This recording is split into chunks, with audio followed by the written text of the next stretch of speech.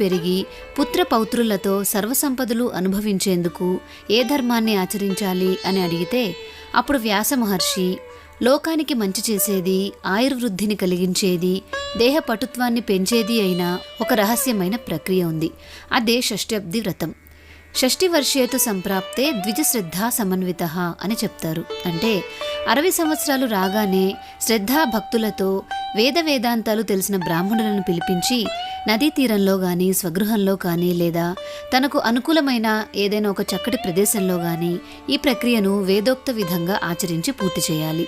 ఇలా చేస్తే మానవుడు దీర్ఘాయుష్యు కలవాడై, రోగరహితుడై, వంశాభివృద్ధి కలిగి ఉత్తమ కర్మలను చేయగలడు అని చెప్పాడు. దీనిని పూర్వం నహుష చక్రవర్తి కుమారుడైన యయాతి చేశాడు.